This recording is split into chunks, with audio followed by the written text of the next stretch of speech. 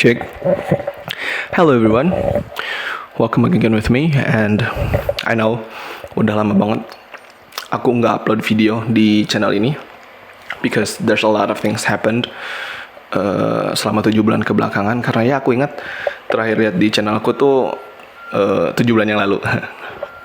Dan sekarang aku baru punya waktu dan pikiran yang matang thanks to perunggu untuk bisa mungkin pada akhirnya bikin konten lagi gitu. Sebenarnya topik ini tuh udah pengen aku bahas sebelum-sebelumnya, even aku udah record, tapi waktu itu 30 menit dan aku rasa kayak siapa sih orang yang mau denger video 30 menit aku yapping gitu, kecuali kalau kamu Raditya Dika yang bikin podcast sejam, I don't know.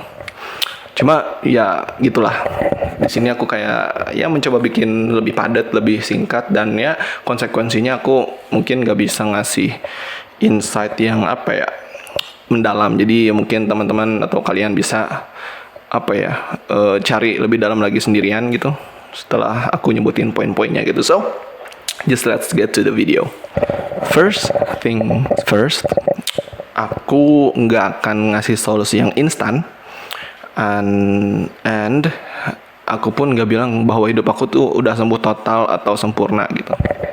But as a person who was diagnosed with depression, pertama itu ya major, and then it evolved into recurrent, dalam artian itu berulang, and in the span of 2 years.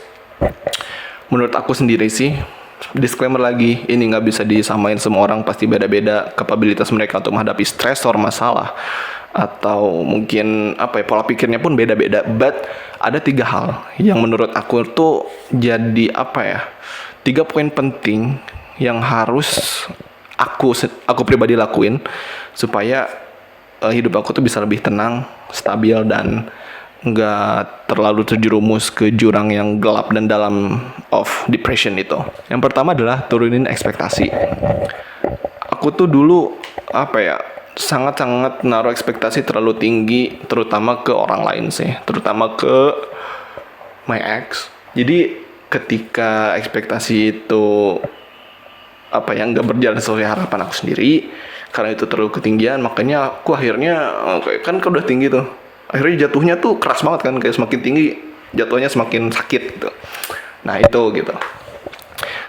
Dan ya mungkin akan lebih baik ketika kita menyeting ekspektasi kita ke berbagai hal, either itu ke diri sendiri dan orang lain, atau mungkin hasil pekerjaan kita, itu ya keep it low gitu, atau nggak terlalu tinggi, asal ya kita udah melakukan semaksimal mungkin gitu, supaya ya pada akhirnya ketika hal-hal tersebut terjadi tidak sesuai dengan apa yang kita harapkan, kita mungkin ada kecewanya, ada sedihnya, tapi ya udah gitu, kita nggak terlalu sakit dan kita masih punya space, masih ada ruang untuk bisa merasakan kesedihan itu, tapi nggak berlarut-larut gitu. Dan pada akhirnya ya kita bisa berkembang lagi, kita bisa bekerja lagi dengan baik kayak gitu. Dan ya keep your expectations low gitu. Boleh gak berekspektasi? Ya boleh. Justru itu kayak yang jadi bisa jadi motivasi kita untuk melakukan suatu hal itu sepenuh hati gitu. Cuma ya balik lagi, kalau kata MJ di Spider-Man No Way Home, expect disappointment, then you will never really get disappointed. Kayak gitu. If you expect disappointment, then you can never really get disappointed. Dan poin selanjutnya ini sebenarnya masih menyambung ke poin pertama sih. Mungkin ini poin 1,5. Jadi aku tuh percaya kita itu nggak bisa hidup sendiri. Basically we are social creatures, social beings. Kita butuh teman, pasangan, keluarga, siapapun. Kita nggak bisa hidup sendiri. Tapi ada satu hal yang aku sadari, bahwa perjalanan mental or our mental journey itu sifatnya tuh benar-benar personal. Kamu bisa minta tolong, bisa pengen cerita ke orang lain, even minta afeksi, pelukan, or anything. Tapi tetap cuma diri kamu sendiri atau diri kita sendiri yang tahu sepenuhnya isi kepala kita gitu, yang paham entirely gitu. Dan cuma diri kita sendiri yang bisa mutusin kayak apakah kita akan grow, akankah kita berkembang hidup lebih baik atau stagnan di zona tersebut gitu. Dan to be honest, aku awalnya sakit sih, maksudnya saat menyadari hal itu gitu, karena ya awalnya ya aku tuh kayak pengen ada orang yang literally nolongin aku gitu, like physically you save me gitu loh. Tapi ya lama-lama aku sadar gitu, ini tuh bukan tentang soal jadi kuat sendirian, bukan dalam artian jadi makhluk yang apatis atau nggak butuh orang lain, bukan kayak gitu. Maksudnya ini tuh tentang kayak gimana cara kita mengelola diri kita sendiri, mental kita sendiri, emosi, perasaan kita sendiri, but tetap terkoneksi atau berelasi dengan orang lain secara sehat gitu. Kayak gitu sih. Itu yang jadi apa ya, yang aku sadari juga. Jadi ketika kamu misal berekspektasi orang akan suka sama kamu, or misal kamu bosan tapi kamu pengen orang lain ada yang nge-hit up kamu, dan ketika ekspektasi itu nggak berjalan, kamu sedih gitu. Dan ya sebenarnya itu datang dari diri kita sendiri juga. Kita yang punya kontrol atas diri kita sendiri, kayak gitu.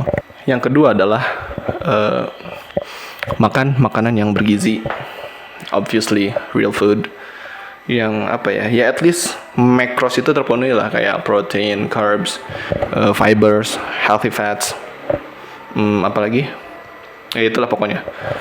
Nggak harus yang sampai kayak kamu tahu kan, misal kalau orang mau hypertrophy proteinnya minimal berapa gram kali berat badan segala macam, nggak harus sih menurut aku, ya at least terpenuhi aja gitu. Setiap hari kamu makan kuantitas yang cukup supaya badan kamu tuh tetap sehat dan bisa bekerja dengan proper gitu.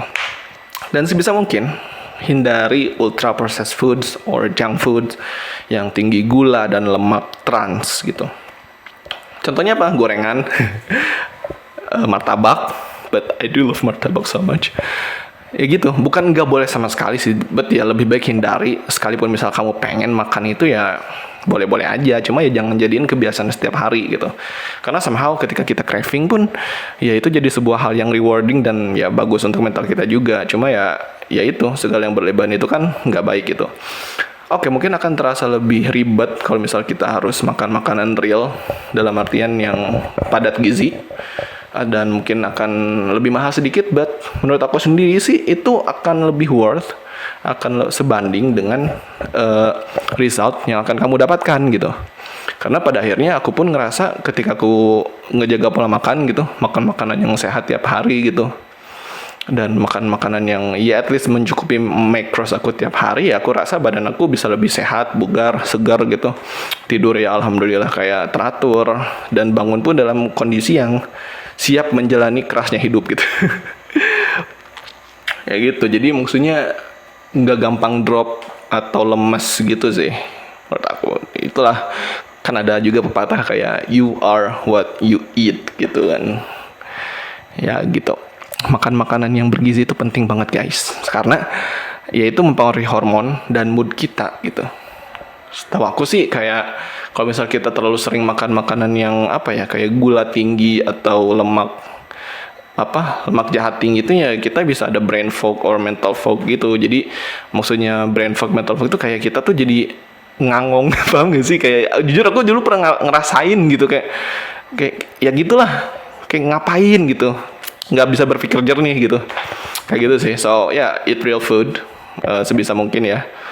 Mungkin akan lebih sulit bla bla bla, harus masak, ke pasar beli bahan-bahan mentah, but ya itu seru sih kalau menurut aku, kayak ya nikmatin aja gitu. And then the last one is olahraga. Olahraganya yang kayak gimana? Ya yang kamu suka aja, yang sekiranya bisa kamu lakuin konsisten setiap hari.